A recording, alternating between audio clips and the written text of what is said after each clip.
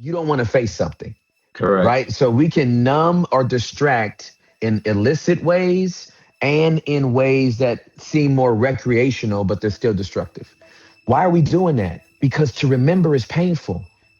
I don't want to go back to 8-year-old Timmy Right. and stand with him as he had to face his abuser. Right. But if I don't go back and remember that, I can never integrate it. And these two things are linked. Okay. Integration is the ability to metabolize. And we're back after a couple of weeks off. Frankly, I was tired and I had a lot going on, so I appreciate everyone tuning in for this episode. Before I get into the episode, I have one request. Please support the show by either sharing the episode with someone, leaving a generous review, and if you're really feeling generous, you can always go to the show notes, click on the link for supporting the show, and you can support financially with either $3, $5, or $10 a month. Because we don't monetize anything, we have no ads. It will help us keep everything rolling and bring you the highest quality that I know you guys deserve and that you've come to expect from me. Now, this particular episode, my goodness, yeah, it's gonna be a heavy one. My guest today is Tim Ross, who is a mentor, a coach. He has a very successful podcast.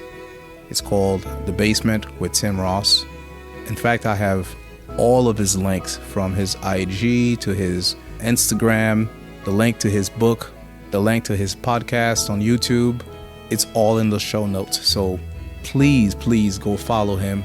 You will not regret it. Now, he's written a new book and it's called The Missing Piece, PEACE, the opposite of turmoil, which is something that I've had personally in my life for a long time. Interestingly enough, when I started doing this podcast about a year and a half ago, I did mention that I would utilize the platform as a form of self-therapy, something that I know that I need, like most people, but just for whatever reason, haven't gotten around to it.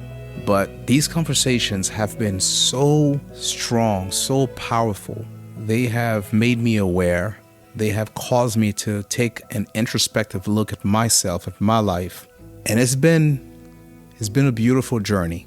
So within just a few minutes of my conversation with Tim, I revealed something that is extremely personal to me, something that has caused me a lot of pain, and I've managed to mask it in a way and made myself believe it meant nothing, that it had no impact on me, but it did. And I'm going to share that with my audience here today.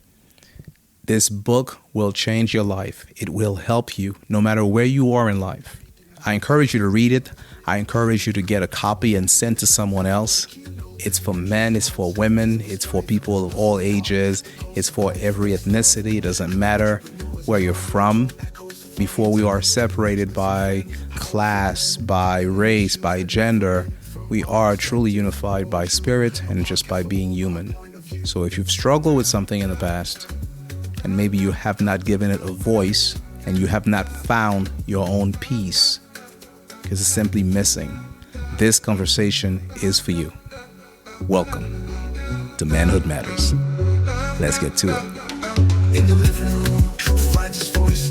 4 souls gathered, making a choice. Speak of life's great, no sugar to cope. From a black man's lens, each word a keynote. Mental storms, physical strife, hustling hard, repulsive life, race love. And the entrepreneurs climb real tall echoes, defying time. Experts and friends, a powerful blend, tackling issues that never end from our perspective. Stefan, it's a pleasure to meet you, man. Thank you so much for having me on. Likewise, it's a pleasure to have you on. The book, The Missing Piece, not piece as in a part of something, but piece, P-E-A-C-E, as in the whole of one.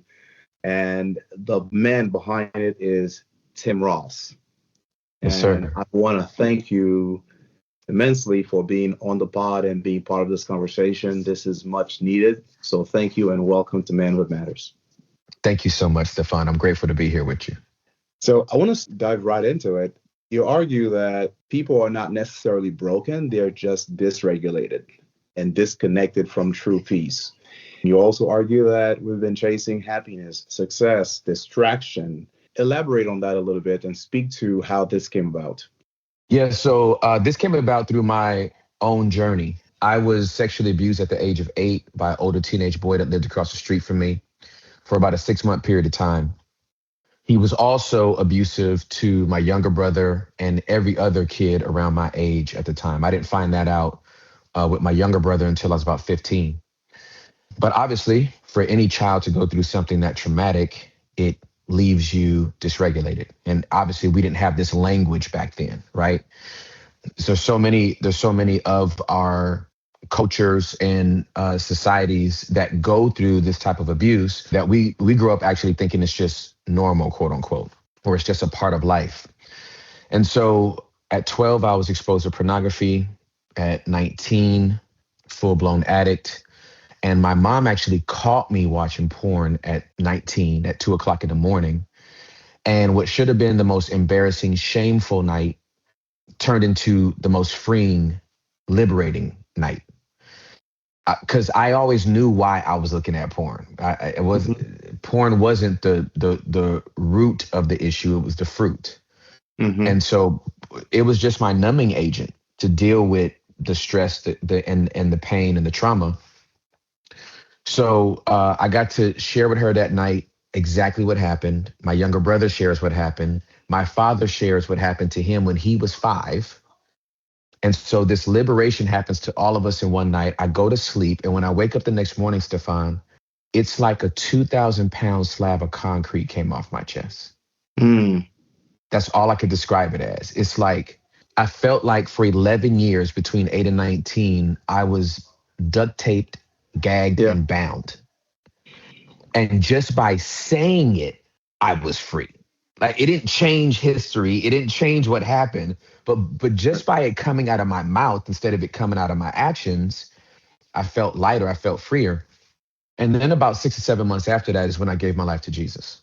I confessed Jesus as my Lord and Savior on January 14th of 96. That was 30 years ago. And then for the next 2 years, as I'm trying to unravel trauma, trying to unravel pain, I realized that by and large, the overwhelming majority of the church at that time was not trauma informed. Yeah. They didn't know what to do with trauma except to pray it away, to cast out a demon, or to tell you to listen to worship music all day and read your Bible more. And so after 2 years of frustration and some suicidal ideation, because I thought, well, I must be so broken, not even the church can help me. Like God can't even do nothing with me, you know? And then I sat down with a counselor. Mm-hmm. And the first counselor I sat down with gave me the same containment and non-judgmental perspective and love as my mom did and my dad did at 19. Yeah.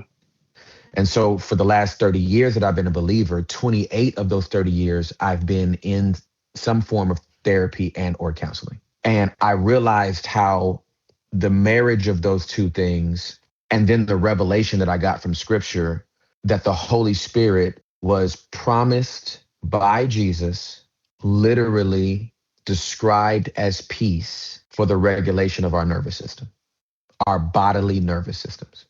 He is the ultimate. The Holy Spirit is not power. He is peace that once regulated empowers the believer to do all the supernatural things that God said that we could do. Wow. Understood. So I'm silent and I'm struggling to find the next words here because wow, I didn't know this was going to be this impactful. I want to dive into the book and I want to ask you about certain things that are very specific, but I'm going to say something on that I've never shared with, obviously, definitely not on the podcast, but I've never shared with anyone other than I mentioned it to my mother and I mentioned it to my wife. And that's where it stayed. And I think I might have mentioned to my ex-wife, I was married before, and Mm-hmm. it was heard and not heard, but it might have been the way I delivered it because it was delivered almost as almost there was some arrogance and a little cockiness behind it, as opposed to the shame that I was actually feeling. But the same thing happened to me, and I was only about 5. And being raised in Haiti, we, in the middle class families, there are, I always sound fucked up saying this. I'm sorry. It's just, It's all it's good. just there. It's just that we have maids, right? We have people that Yes. we, it's just it's a middle class world that in these countries, at least then, I'm not sure Yes. what it's like now, but I know for sure that we had people that would hire to cook, that we had maybe another maid that was hired to take care of the errands and do the groceries. But there was one that was hired to take care of me, more like a Hmm. nanny. And what's weird is I don't know how long it lasted, but every morning I remember darkness. I remember the smell of it, that she would abuse me sexually every morning before she got me ready for school. And I don't know if it was a period of 3 days, a week, Hmm. or six Hmm. months. I blocked it out of my memory. And when I went to school, the day went on, and I did not even think about the fear of the next morning. Yep. I just dealt with it. And the other thing that's crazy, Tim, is now I'm trying to recollect, because I asked my mother who this person was, if she remembers the time, and she can't think of a person that was hired just to take care of me in the morning and whatever. So now I'm thinking about it might have been someone else. Mm. Point is, it happened, Yes. and I remember vivid sensations, again, senses rather, smells and things that I wish I didn't remember. And the first time I felt safe discussing it, it was a weird thing. I was courting my wife, and we were getting ready to be in a serious relationship. And she wanted me to take all kinds of tests because I dealt with a lot of my symptoms were like yourself, Hmm. pornography. It was as many women as I could be with. My first relationships were definitely not monogamous. So when I got with my wife, she said, "Look, I don't know what happened in your past." And I had not even talked to her about this yet, but she wanted me to go take all kinds of tests. She's like, "We're Hmm. going to be together. I need to make sure you're good. I'll show you my Right. test. You show me yours." But then I shared what happened to me when I was a child with her. And that was the first time I felt vulnerable, just reliving it Mm. again. Hmm. And then talking to my wife about it, she made me feel safe, as in, "Hey, look, this is something that happened." And we talked about it. I don't have the means, I don't have the therapy. I've never dealt with anything other than self-medication. But I wanted to share that only because I've never talked about it openly. I've never talked about it on the podcast. And it's amazing to me just how common that actually is. It Um, is. your book talks about, from going through it, it breaks up in 3 parts. Part Hmm. one is to break the silence. You cannot heal what you refuse to speak. Trauma itself, it thrives in silence. Talk to us a little bit about that first piece of it, breaking the silence itself. Absolutely. And before I elaborate on that, Stefan, I just want to say thank you so much for your vulnerability. The thing that I find most sacred about vulnerability is that it is the part of us that we are never obligated to give. Mm, People talk about being open, they talk about being honest and transparent, but vulnerability is something that is beyond that. And it is not owed to anybody. It's an extravagant gift. And the fact that you gave it to me on our first take is something that I don't take for granted. So thank you so much for trusting me with your vulnerability. thank you, brother. Yeah. So breaking the silence. After 28 years of therapy, I came down to this synthesized statement. Whatever doesn't come up and out of our bodies through words will come up and out of our bodies through actions. Hmm. So you show me somebody that can't control their anger, I'll show you somebody that punches walls Hmm. or is domestically violent. You show me somebody that can express their loneliness, and I'll show you somebody that will withdraw themselves from the people that love them the most. Whatever we cannot articulate, we're going to act out. Hmm. And so the catalyst for all change is to speak. Stephanus, the first thing we came into the earth with is our voice. Before we could form a word, That's true. we had Right. a voice. Yeah. And society from an early age does everything to discourage us from using our voice. Our parents discourage us from using our voice. Quit that crying, boy. Yeah. Calm down. What did you say to me? Don't Right. talk back. And Right. so from a very early age, the God-given voice that we were, I mean, think about it. A baby would not survive if they couldn't cry. Because it's the only language they have to express everything. I'm Yeah. hungry. I'm tired. I have gas trapped in my belly. I have poop in my diaper. I've peed on myself. They have no words. I don't care if it's English, Chinese, but they can yell. Correct. And if they get it out, the voice is one thing. Let me go slow. The voice is one thing. The tears are another. Mm. Wow. So not only has our voice been silenced, but then we've been told, especially as men, not to cry. Mm-hmm. And tears are signals to other human beings that they need to draw close to us. Mm.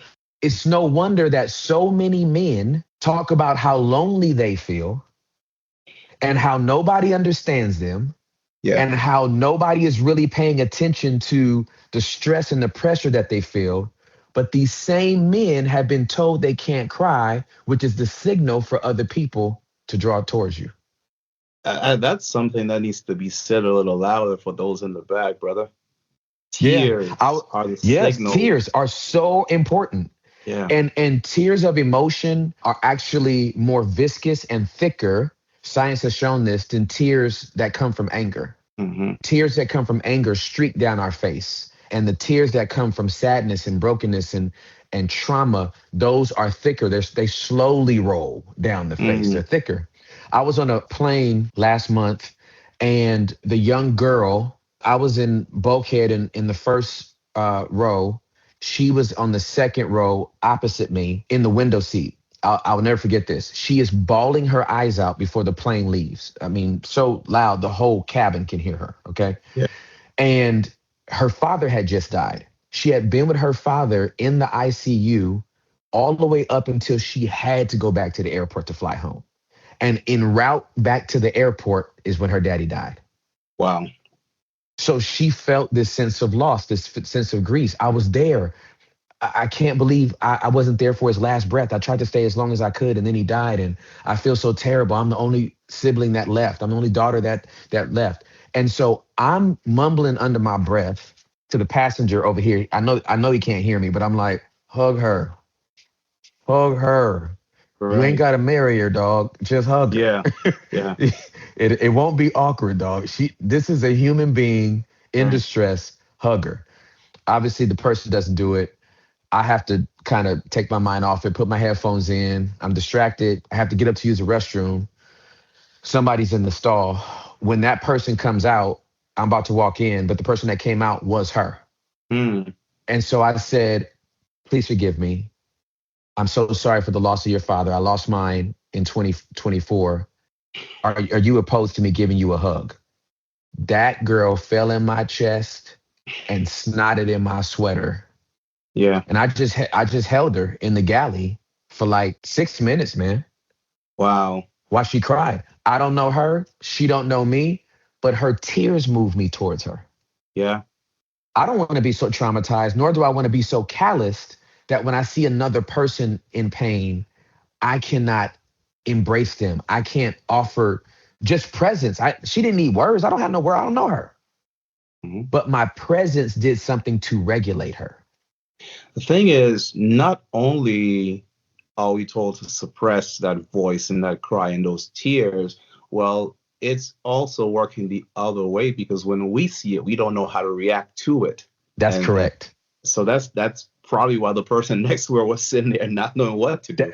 That's exactly right. And here's the thing. Here's the thing about reaching out with other people and connecting is it does something to you. Hearing that she lost her dad is going to trigger something in me. I lost my dad 2 years ago. Mm. If I haven't managed my grief, then I don't help her. I just break out into tears and start crying as well. Right. So this is why regulation is so important. And this is why the articulation is not just to feel hurt, to feel pain, is to be able to articulate, this is why this hurts me. Yeah. I see everything in pictures. When you talk, I'm actually watching what you say more than I am listening to it. But when you tied even your own trauma to the scent, that could be a trigger. And not to be able to articulate that can leave the people that smell like that, like, well, he's so standoffish. He don't want to be around me. Yeah. You know what I mean? He don't like me. And it's like, no. It has nothing to do with you. That scent is tied to a traumatic memory. Correct. And so if you see me kind of withdraw, you can keep wearing wherever you want to wear. Just know that I'll probably be on the other side of the room because it still brings up something for me. Yeah. The ability to be able to articulate it helps you to regulate, and it helps other people to understand you as well. That's right. And this applies really to everyone, but men in particular, the way we deal with it is we suppress abuse through addiction, and there's shame. Yep. There's a survival strategy. and I'm not sure, it's not a good strategy, but Right. it's what we know to use because there's no coaching generally. We're starting to normalize getting help. We're starting to normalize these things. And I'm not one of those when I hear everybody's broken, everybody's messed up and this, and I disagree. I mean, I know everyone's got a piece of something that they dealt with. That life isn't perfect, obviously, but I know plenty of people who are doing just fine. I guess you'll never know what lies beneath, but Correct. But there are plenty of us who are struggling and who are out here and not knowing how to deal with it. So that leads me to part 2 of your book, which is the recovery. Yes. Break the silence, and then there's a discovery. And in part 2, it's interesting because I like the way you put it together. It's like more like a curriculum or syllabus to follow. You have stage 1, which is safety and stabilization. So when I started walking through my journey of healing from the sexual abuse, what I realized first is that if I don't have a safe mind, a safe body, and a safe zone, I'm not going to heal. I don't care what my best attempts are. If my mind isn't safe, if my body isn't safe, and if the space isn't safe, I will not heal. I grew up in LA around gang culture. My older brother founded a gang. If you got shot in the street, the ambulance shows up right where you got shot, but they don't treat you there, nor do they stabilize you there and try to heal you there. Yeah. They got to take you up out of there, right? Yeah. We got to get up out the hood right now, dog. You can't stay here. You will not survive here, right? Yeah. Because they might come back and shoot all of us, right? So that's right. They don't even take you to a general place. If you have been critically wounded or if they got you stabilized, you are in the intensive care unit. You're in a special place so that your body, your mind can start to heal. So for me, I had to make sure my mind was safe from myself first. And that might sound like well, wait a minute. Well, how much of my self-narrative at the point that I started therapy was defined by my abuse? How much of my self-narrative was defined by my addiction? I had to make sure my mind wasn't sabotaging my healing. Wow. I had to ensure that what I was saying about myself wasn't contradicting the recovery journey that I was on. So the mindset had to change, and the language and the information I was giving myself about my addiction, about my abuse had to change. And then I had to make sure my body was safe. I had to make sure I wasn't in places that were going to trigger it into relapse. So there are patterns that we have created for ourselves that have to be changed so that our bodies can heal. I'll never forget going to a wedding several years ago, and it was beautiful, but there was something about the reception that was giving club. And I used to be a hoe. So I love Jesus, and I'm following his teachings, and my body still remembers hoeing. Yeah.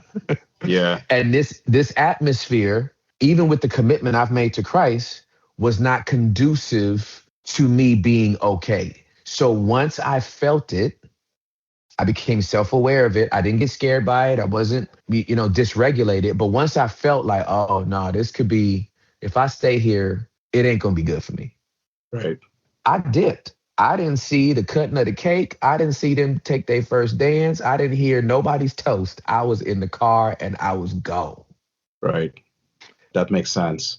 Yeah. And we can't be ashamed, Stefan, when we find ourselves in those moments. We're not being weak by, oh man, you punking out. Like, especially as men, we think, man, you should be able to take that. Don't let this person punk you. Don't let this environment punk you. I thought you were stronger than that. Strength is being able to know where you're weak. Ooh, man.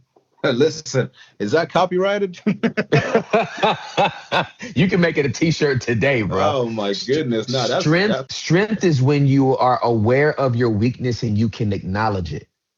How many of us have played ourselves acting like we were stronger than we were in an instance, and then got to make a stupid excuse when we fell into the thing that we knew we was going to fall into if we stayed around it in the first place?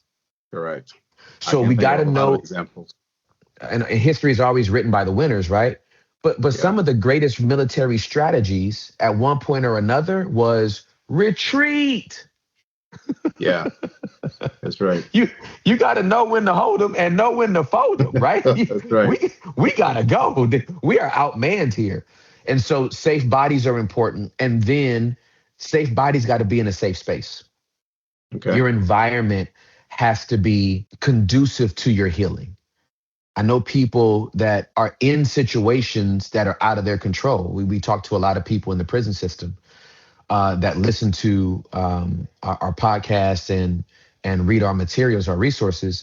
And even in prison, they have a safe mind, they're getting a safe body, but they're not in a safe environment. Correct. So they're trying to cultivate a culture with other inmates so that if my cellie and those adjacent to me adopt our same mindset, at least our pod will be safe. Yeah. We can't make the whole prison safe, but if we can make our space safe, that's when healing really begins. Awesome. Stage 2 of this recovery process is called remembrance. Yes, sir. So that's facing it. That's facing the trauma, facing the grief, facing the past wounds, not avoiding it, and not praying it away. That's correct. And stage 3 is integration. Now that I don't necessarily understand, so I'd love to have your input on that. Help me understand what you mean by integration. Yes. Awareness, tools, etc. Absolutely. So super excited to talk about this. So remembering is the most daunting thing you can do, which is why we numb and distract. There's only 2 ways that we get away from anything that we don't want to be bothered with. We either numb ourselves to it or we distract ourselves from it. Yep. And we can talk about all the vices, right? There's a long litany of vices of what we can numb and distract ourselves with, whether it's pornography, masturbation, cocaine, a blunt, clubbing, gaming. Yeah, clubbing. Yeah, exactly. So this is the other side that we really don't see as numbing agents and distractions, but they're just the same, right? So I go out, I retail spend, I do recreational gambling, right? How many people have lost some pigmentation to their beards and their hair because their March Madness bracket just blew up, right? Right. You got Netflix binging that people will say is innocent, but if your bills are overdue, you don't want to face something.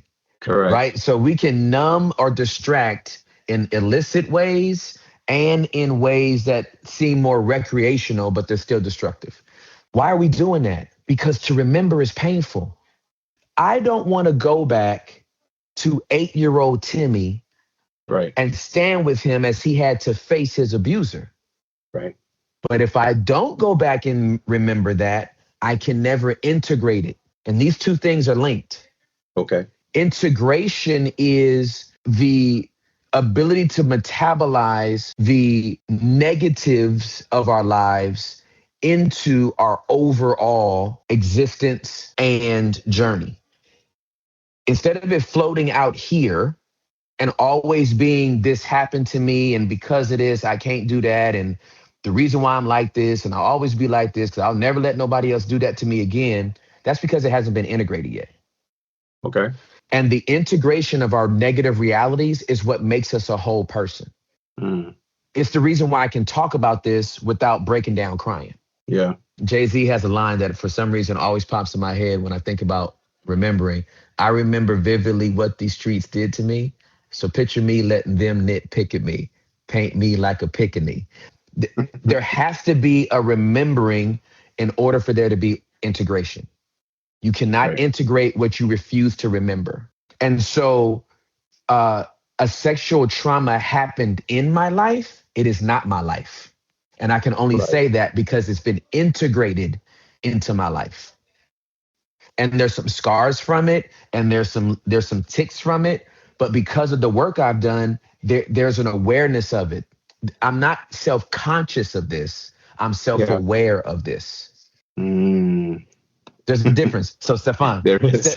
self-consciousness keeps you conscious of yourself at the expense of everybody around you. So you don't check for nobody but you. Yeah. Self-awareness makes you aware of self and everyone else around you. So I am Yes. aware of me in relation to you. I'm grateful, even though this is audio, I'm grateful I get to see you because to be able to pick up on your facial expressions, which are 55% of all communication. 55% is body language, 38% is tone, 7% is what you actually say. Right. So we talk with our entire bodies. And me being able to see your facial expression lets me know the aha moments or the I got a question about that, the pensive moments. But if I'm self-conscious, then I'm just right. I don't care nothing about your face. Don't care nothing Right. about what you're going through. Don't care if you want to edge it a word in edgewise. I'm just thinking about me. Self-awareness attunes you to you and everybody else. That awareness and the integration of all the work that you've done just allows you to be more present for yourself and others. It's amazing, man.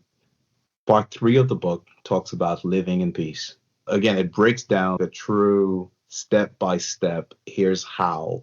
A lot of things that I've read on the subject are rather abstract. Mm, There's an approach that is a very holistic approach, and you don't feel the connection. yeah. Whereas with this book, I feel, and I think everyone else picking it up will feel the same way, as if like, hey, this is speaking directly to me. And here is a step-by-step guide on how I address things. The outcome, obviously, is emotional stability, Yes, sir. nervous system regulation. That's different. That's new to me. Yes, sir. Yes, And the sir. ability to face life without collapsing internally. There's a line here: peace is not the absence of problems, it is the ability to remain grounded in the problems. Yes, sir. So talk to me about that a little bit, Tim.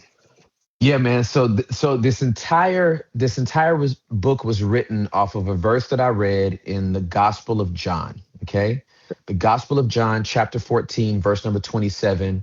There's many different translations of it, but the synthesis of it is this: Jesus says, "I am leaving you with a gift, peace of heart and mind, and the gift that I am leaving you, the world can't give it." Now, I'm a wordsmith. I live with words. I talk for a living. The biggest implication of that statement is the world does have a version of peace, but it's temporary. Mm-hmm. But what I'm giving you is permanent. Then he says, neither be thou troubled or afraid.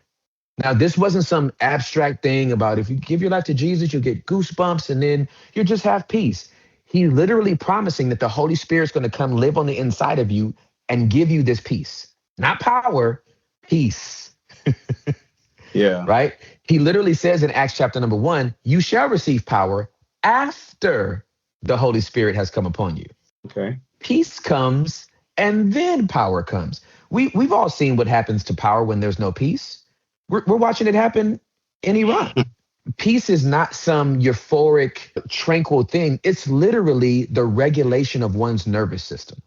And the regularity of a nervous system means that I can calm and quiet myself when I sense myself being triggered.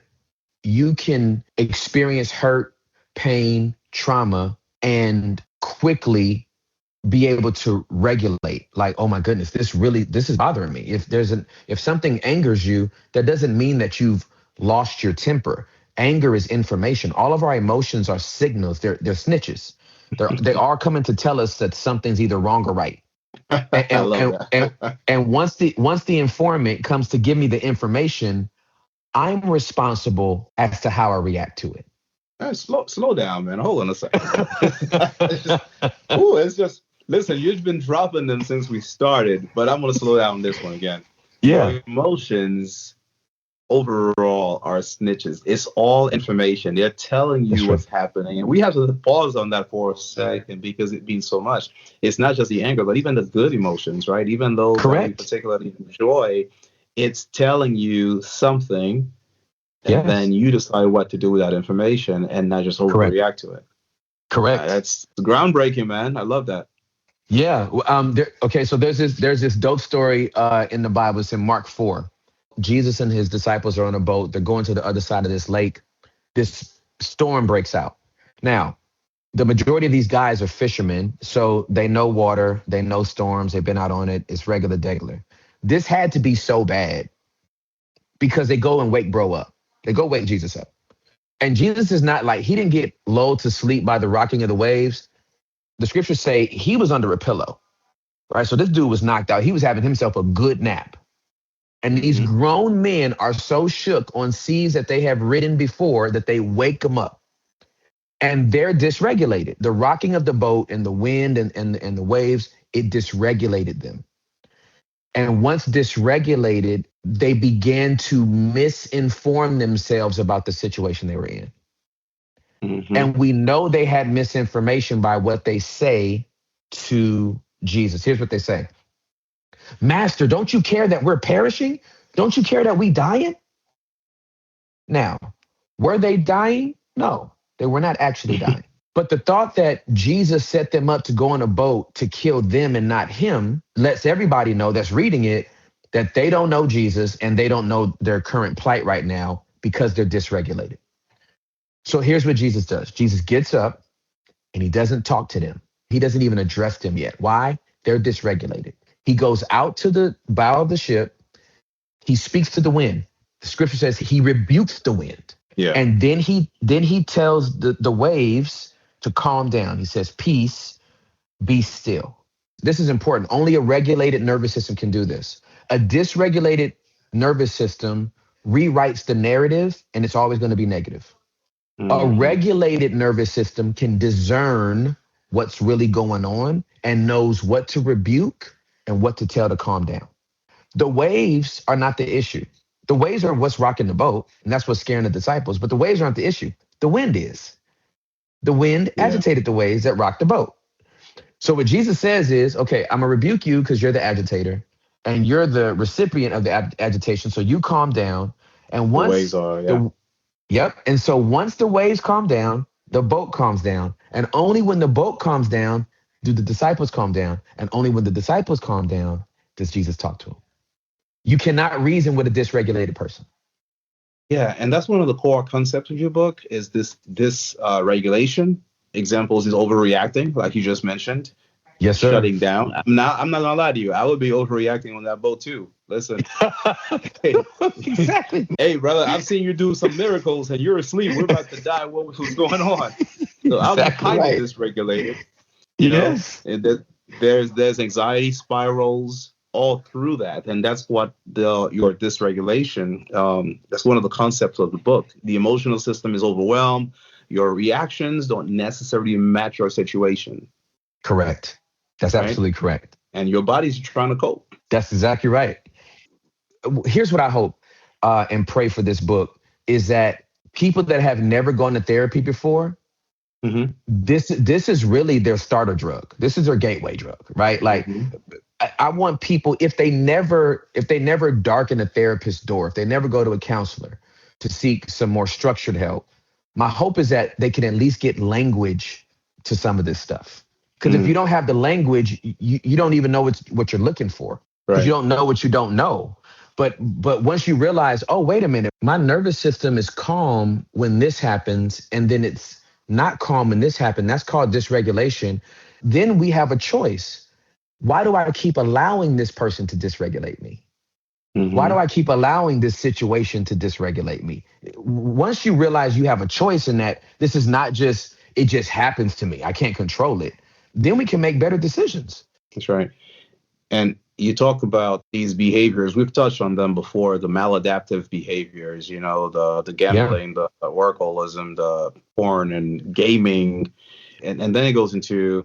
Now, this one I really want to touch on because I thought it was a little strange to read Mm, that happiness is temporary and is external, whereas with peace is internal, stable, and enduring. I like what you're saying about peace, but I think there are a lot of monks over thousands of years who would disagree with you that happiness is external.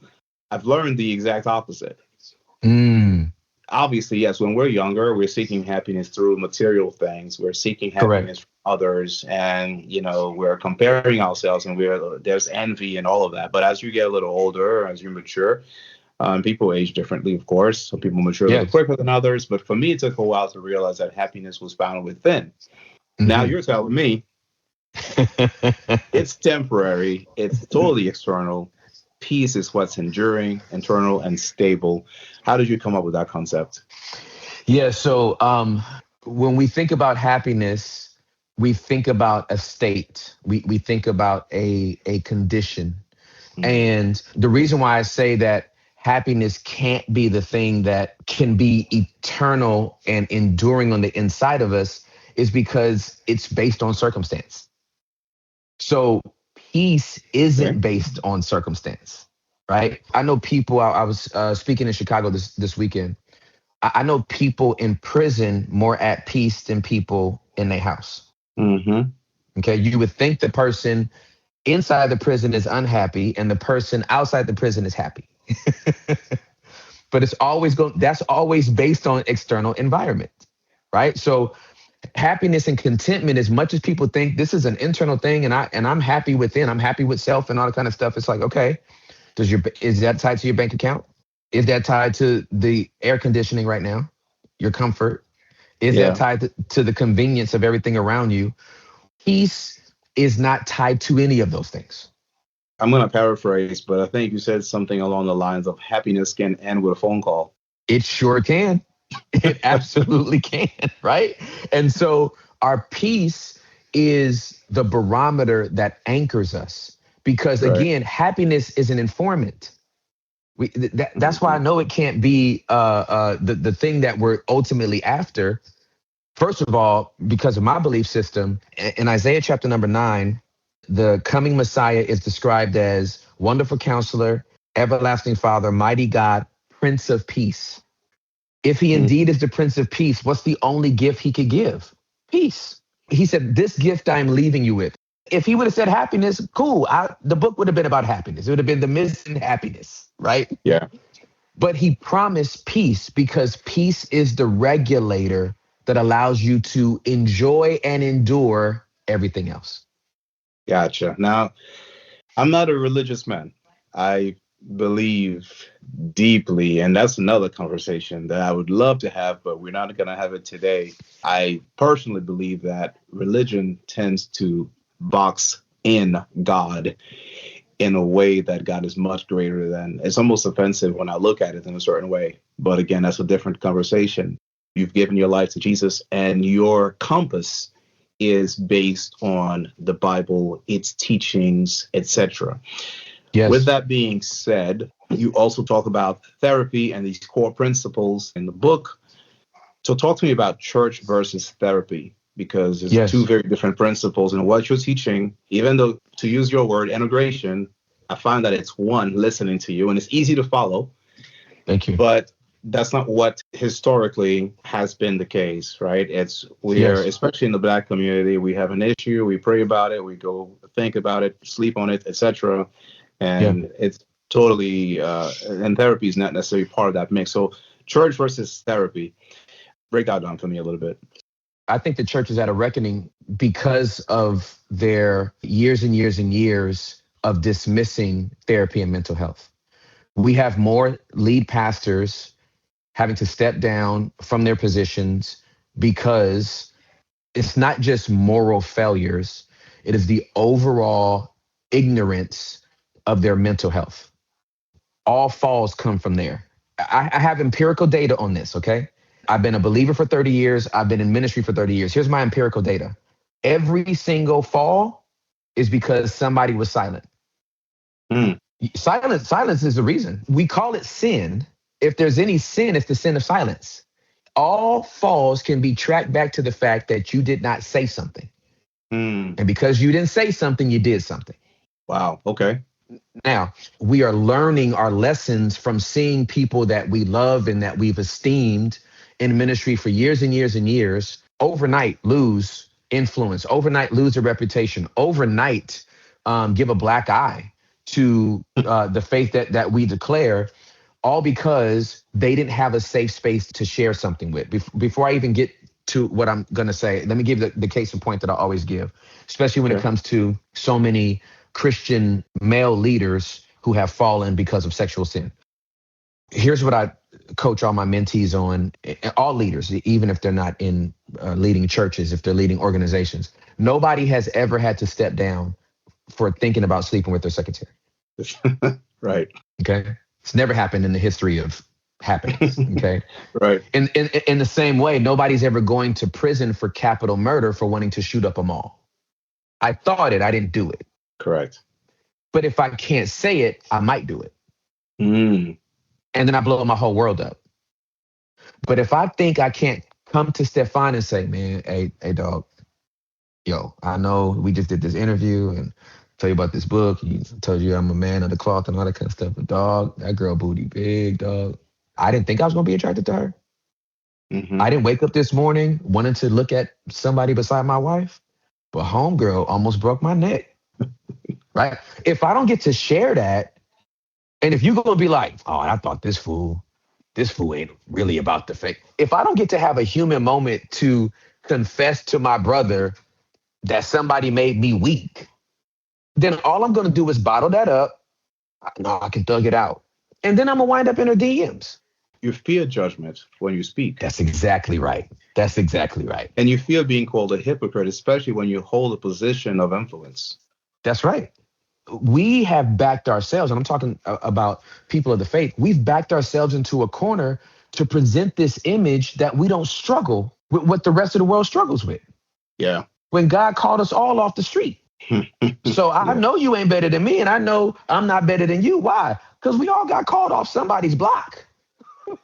There is nobody in the church that came from in the church. We all came from outside.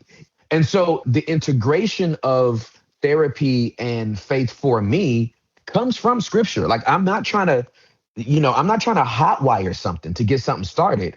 If you look in Genesis chapter number 3, you will find that the story of the fall, God's response, Adonai's response to the story of the fall, the first two questions if we go off the creationist view of history and Adam and Eve being the first two people, God's two first questions to them, the first two questions he ever asked any human being on the planet, according to scripture, were the same two questions a therapist would ask you. Where are you? And who told you that? Those are the first two questions he ever asked humanity. When Adam and Eve sinned, they hid because of their shame, and God came and asked Adam, where are you? That's the same question a therapist would ask you on your first session. God wasn't asking Adam because he couldn't find him. That sounds ridiculous. Right? It's like you're God. You kind of know where I am. Yeah. So why would God ask, where are you? If he's omniscient, if he's all knowing, why would a therapist ask you, where are you? What's going on in your life right now? Because they want to know, are you aware of what you've done? Right. This is God's first attempt at making humanity self-aware. Because after sin, they were self-conscious. So you blend faith and neuroscience. People always feel like one needs to negate the other, right? If you're a believer, then you need to not believe in science and vice versa. And I always think that, no, there's a perfect blend for both to exist. Exactly. And you're also saying that the Holy Spirit is the regulator. Yes, okay. He absolutely is. So are you suggesting then that in order for someone to take these first steps to get the help they need, say they've never seeked out anything before, and they're not particularly religious or they're not a believer or whatever it may be, that the complete package, so to speak, or the right formula is that they would need to blend the two like you do? I wouldn't say that. What I would say Yeah. is the foundational thing is to speak. I had the most revolutionary moment outside of giving my life to Jesus. The most revolutionary moment of my entire life was confessing to my mom at 19 that that boy abused me. I told you, it was like a 2,000-pound slab came off my chest. Here's what I always tell people, because people will hear me talk and they'll be like, well, I ain't gonna never believe in Jesus. Now what? I'm like, just get over your trauma then. If you're never gonna give your life to Jesus, I'm advocating for you to be a person that normalizes vulnerability for the sake of yourself and everybody around you. It's not easy for anyone to do that. And that's why this is my BHAG. This is my big, hairy, audacious goal.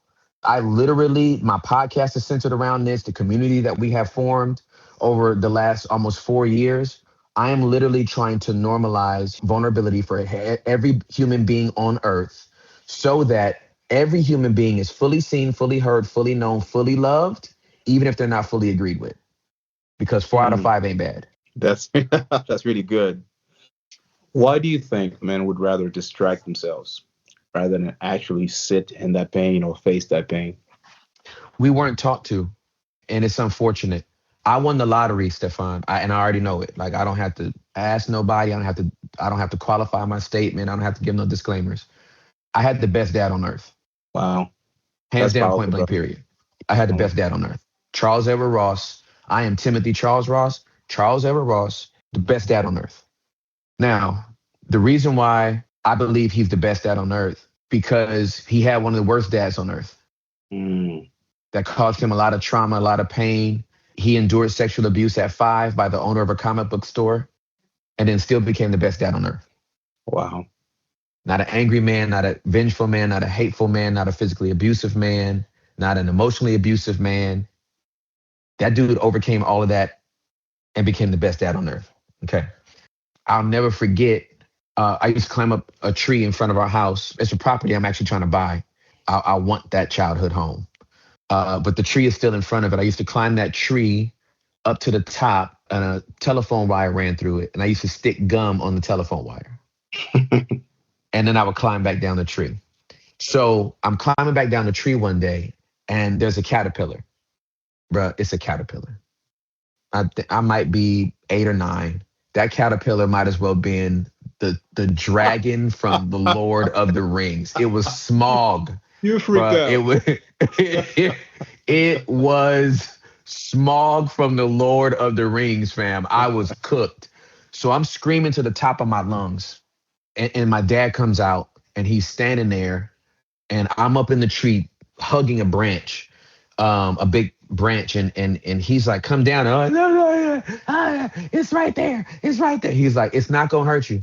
Oh, God, no, daddy. And then he thumped it. He Yeah. just thumped it. And I came down and he was like this. Picked you up with his arms And out. I cried in his arms. And he didn't say, "For why are you crying over a caterpillar?" Yeah, yeah. Yeah. He let me have my moment. And I knew at a very young age, I have countless instances of this, but that one just stuck up in my mind. It's so vivid. I have countless instances of my dad containing me while I cried, Mm. just letting me have the moment. You did win the lottery, brother. I did, bro. I You did. I know I did. I know I did. I know I did. Did. And so when I'm around other men that don't feel like they can do that, I get angry because I know they were robbed. Yes. Like it makes me want to cry, bro. Like Yeah. it makes me that angry Yeah. because we have a whole generation of men that were not given permission by their fathers Yeah. to even acknowledge their pain, not given permission by their mothers to even acknowledge their pain. So I'm sitting over here with a skinned up knee and your response is quit that crying, Yeah. be a big boy. I'm gonna grow into my body. I'll be a big boy one day. I'm 6. You know, What? it it breaks my heart. So this is a public apology to my son because I don't think I was a total asshole, but I was that dad because I didn't know better. Of I treated course. my girls, I'd climb up that tree and go get them. My boy, you're coming down. You're gonna face this caterpillar. Mm. Mm-hmm. I need you to face that fear. And I That's didn't right. have the tools, I didn't have the resources to know better and be a better dad. So I think of it now, I'm listening to that and I'm picturing myself at the bottom of that tree and Mm-hmm. how I would have miserably failed it. Not today. Mm. Right. They say the axe never remembers, but tree does, right? Correct. So I Yeah. can only think of how many instances where I failed my son. He needed that containment that you just talked about. What a Yeah. wonderful word is just to be that container for you, for those fears, for those tears. That's And right. I love what you just said. I'll be a big boy soon enough. And here's the thing, bigger than you, taller than you. My son towers over me. That's So right. I'm like, Mine too. well, yeah, soon enough, don't worry, he'll be a bigger man than you ever were. But That's right. I didn't know what to do Yeah. with the tools we were given. If only we could go back and Oh, start for over with sure. the minds that we have now. Um, I lost my dad in 2024, like you lost yours. Oh man, I'm so sorry. Same, brother, same. I'm sorry as Oh, well. And the yeah. thing is, when you talked about winning the lottery, that's another thing that we suffer with as grown men is wanting that father. I had an episode where we talked about our relationship with our dads, and I picked two men to be on the show with me that had one is still alive, and the other his father passed, and they're phenomenal dads. I did not win the lottery. Understood. Neither did my So, dad. exactly. It's Yeah. interesting, Yeah. right? Because most of us don't. Yeah. Yes. It's extremely rare. How many of the people that you talk to, the people that you mentor, people that you work with, do you think they're functioning, but internally they're falling apart? Yeah. I talk about this at length that we have a lot of people, they're externally functioning, but internally failing. Mm, Right. And this all goes back to being unseen. This formula of being fully seen. I don't just say seen, known, heard, loved. Fully seen, fully heard, fully known, fully loved. Most human beings walk this earth fearing if I'm fully seen, fully heard, fully known, I will not be loved. wow. Okay. Yeah. Right? If you truly could see my darkness, my demons, If you the saw things that I all of hide me, from you, my yes. imagination thinking about some crazy shit. Like, Yeah, yeah. if you could see that, there's no way you could possibly love the There, person I really ex- am. exactly, exactly, right? Which is why God's love is so absolutely astronomical. Yeah. Because how can you know everything about us? You know exactly what we gonna do, and you love us any. Yeah. I can't. I wouldn't do that, right? Right. But through His love, if I'm able to offer that, human beings drastically change. Mm-hmm. We last year we did a show for a year called Wide Open. It was a 3 hours live show, but Stefan, 2 of the 3 hours, all we did was take live calls Mm-hmm. from literally all over the world. People would stay up late in Australia, in Singapore, in Philippines just to call in. They would stateside. They would call from the Caribbean. They called from the UK. So this girl calls one day. I want to say it's got to be in my top 5 calls last year.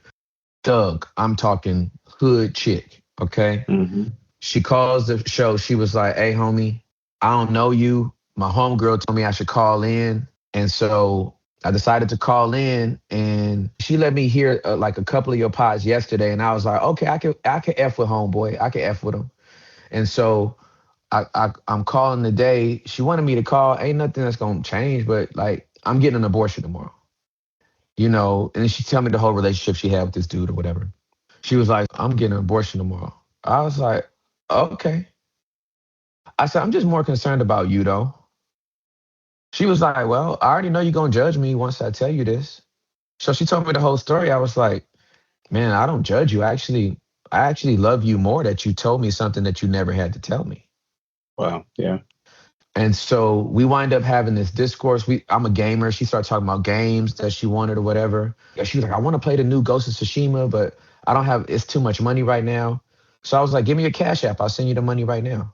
So she gave the Cash App, but then our whole community that was watching on live, they started Cash Apping her too.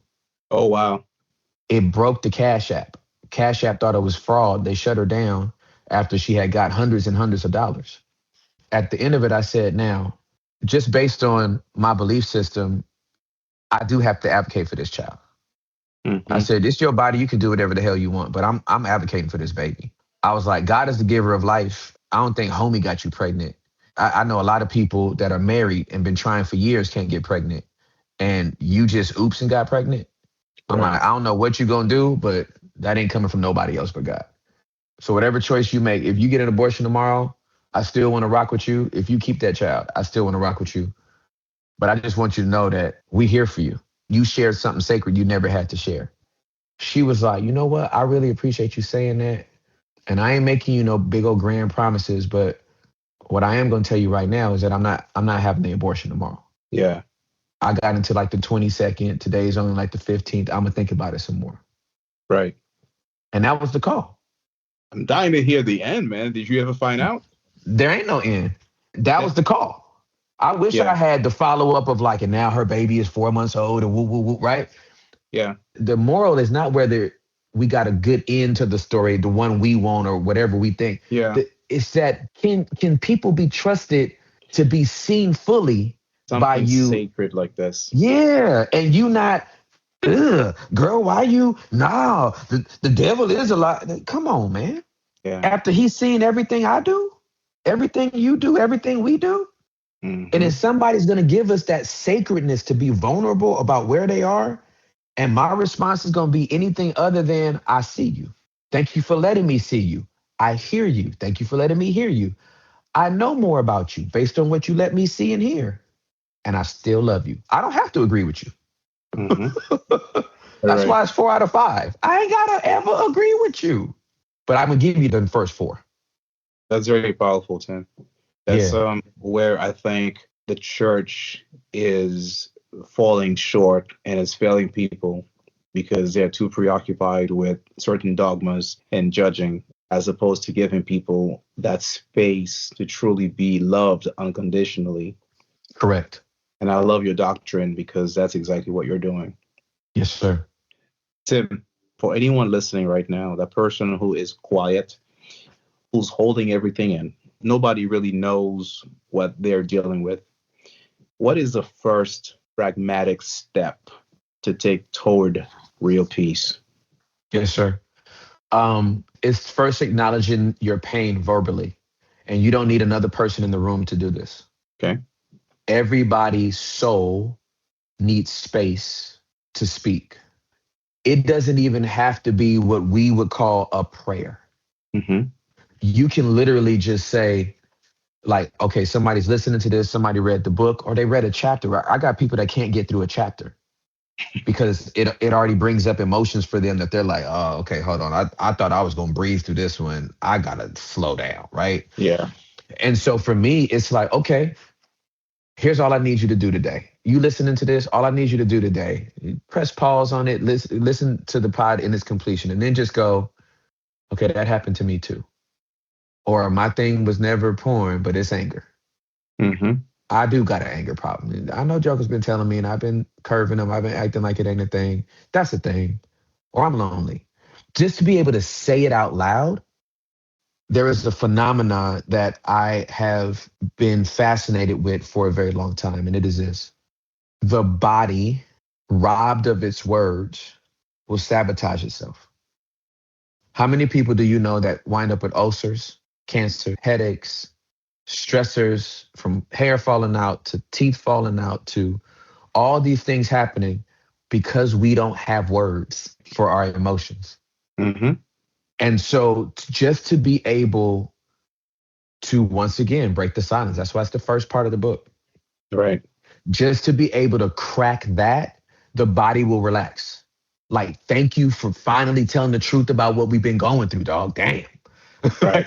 You know what I mean? Finally, you said it. And we've been acting out all these years. You finally articulated the pain. You talked about where it hurt. I appreciate you saying that.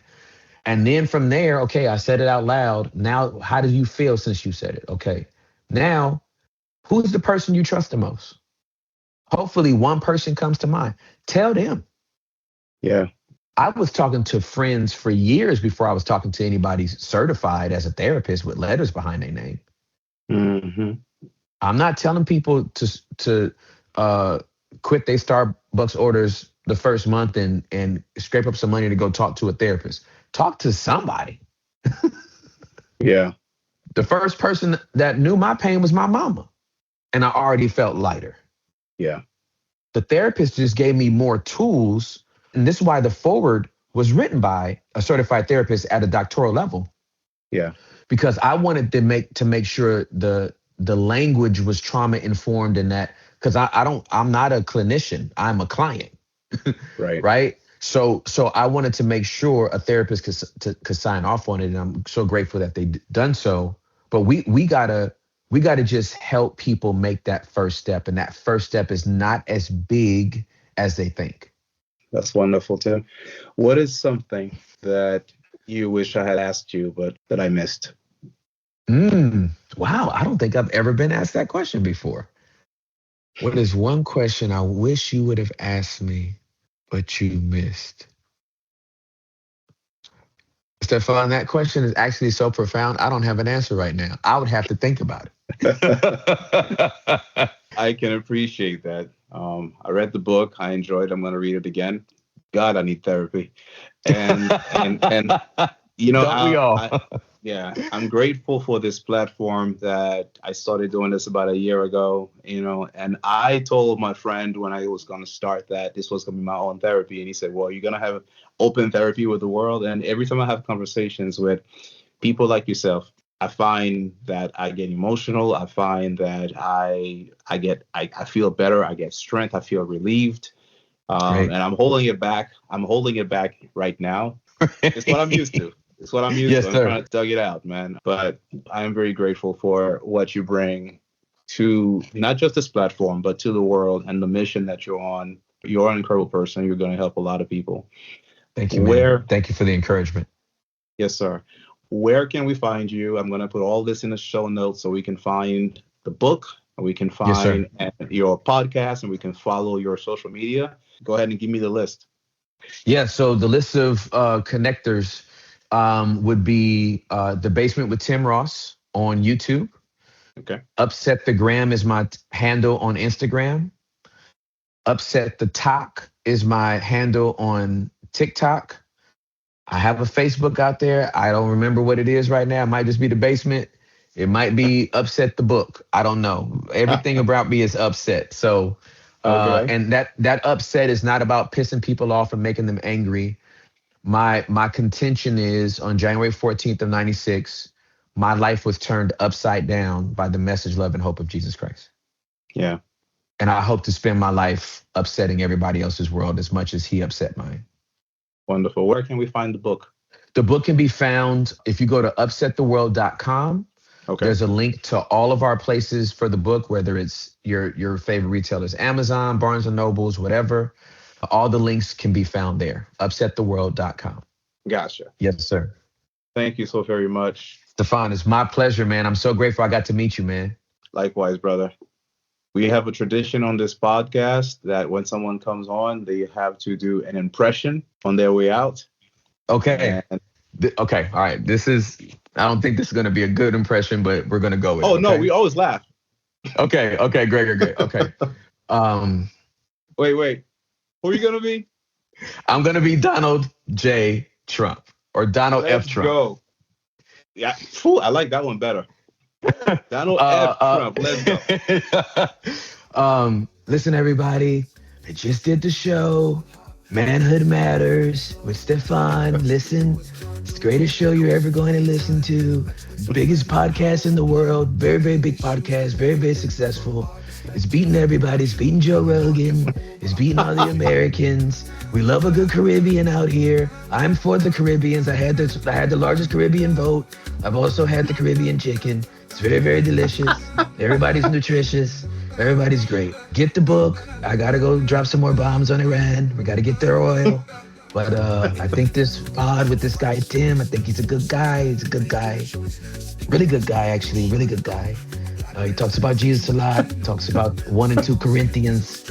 Anyway, the guy's good. He talks about peace. I'm not really about peace right now, but we'll get back to peace in a minute. Okay, got it. Awesome, brother. That was phenomenal. That was phenomenal. Thank you.